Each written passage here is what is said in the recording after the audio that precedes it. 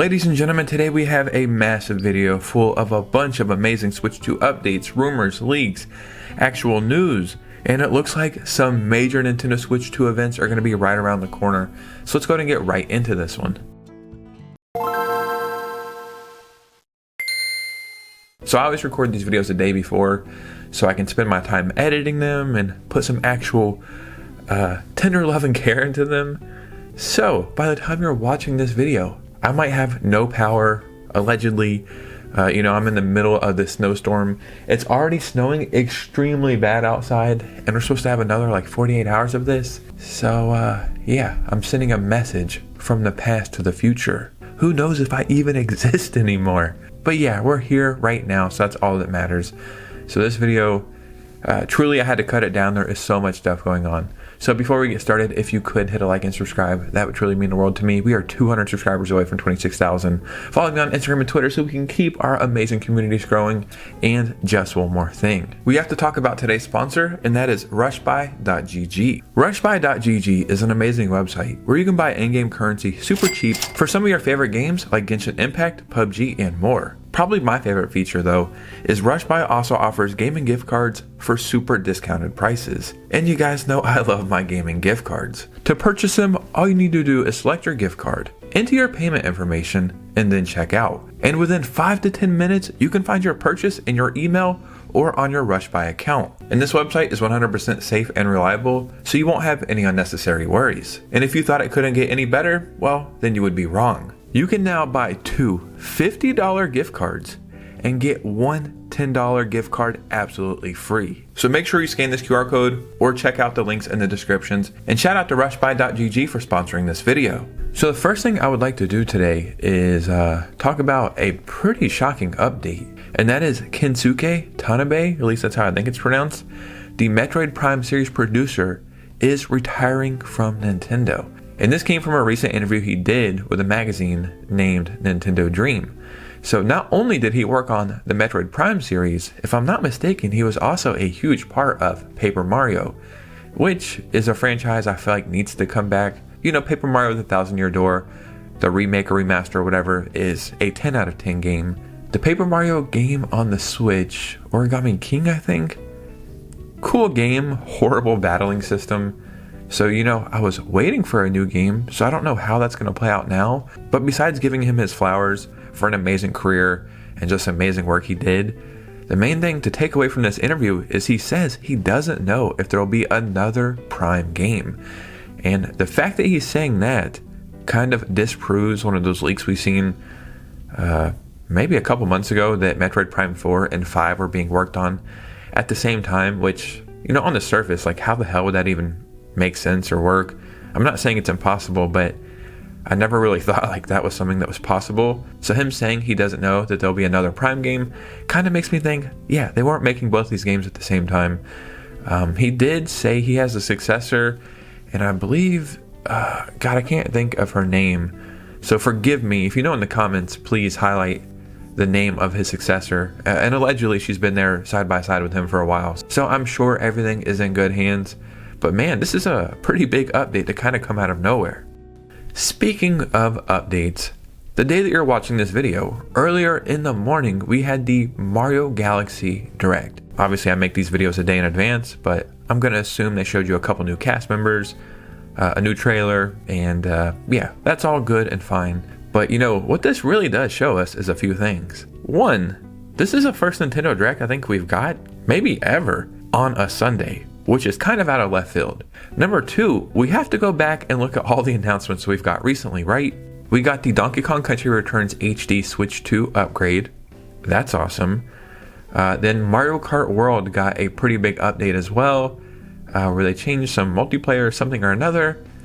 Then we got the actual release date for Super Mario Bros. Wonder plus Meetup in Bell Bell Park, and this arrives March 26th. The other announcements or whatever, but this is kind of big enough that I felt like it could have been in a Nintendo Direct.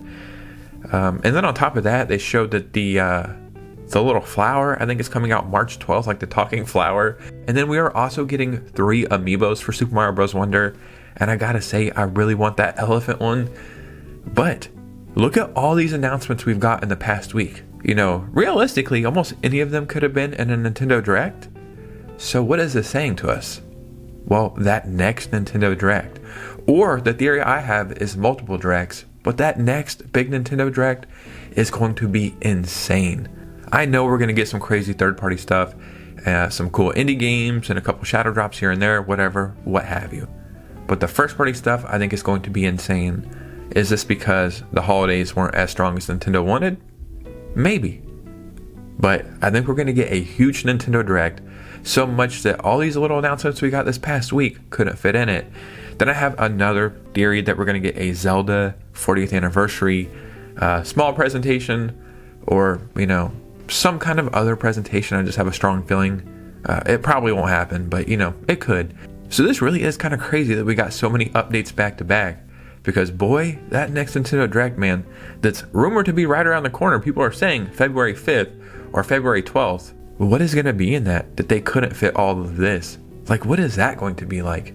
So the computer that I use is a MacBook, and this morning it did like a huge update, and I always say no because I don't like the updates, but I finally did it because I felt like my computer was moving a little slow, like suspiciously slow. Then I did it, and now this update is horrible. It's like the glass update or whatever. The screen looks ridiculous, and I had some notes pulled up right here, and now I cannot find them like anywhere. So this next thing, we're just gonna have to kind of go off memory, but what I'm talking about is Warframe has been working on a Switch 2 edition, and they just put out an announcement that it's coming very soon, and then all the things that are like in that Switch 2 edition, I think better frame rates, mouse controls or something, I don't know. I would pull it up right now, but it's a lot going on. But there is a Switch 2 edition of Warframe is what I'm trying to say. And that's really cool, because as far as free-to-play games go, Warframe might be the most impressive. Sure, it might not be for everybody, but I'm talking about a game that you could spend thousands of hours in and never have to spend any money at all and always have stuff to do. Warframe really might take it. So I'm not sure if they gave us an exact release date, but I do think they said it was coming very soon. Now, on the flip side of that, we also got another Switch 2 upgrade, even though this isn't a Switch 2 edition. Very strange. And that is for Rocket League, which is, you know, a very popular game. Now, this one, on the surface, seems like something good. Like, wow, another Switch 2 upgrade. This is awesome. But is it really? So I think the Rocket League update is 120 frames per second with some more stability and something else.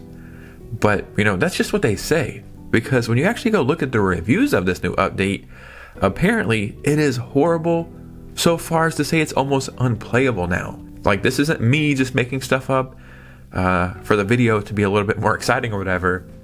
If you go back and look at these comments, man, people are saying it is horrible. And I always wonder, like, when these updates come out and then the game is worse than before, do they just go and in development, like, change some settings and then put it out without playing it?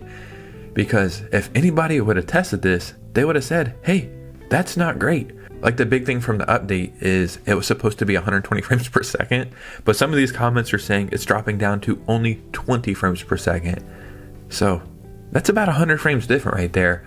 Normally I'm not a stickler for frame rates, but man, 100 frames different, I gotta say, it's not sounding great. Before we get into some other bigger news, which is very, very exciting, at least for me, one of the games that I've been waiting for over a decade at this point is a new Fable game.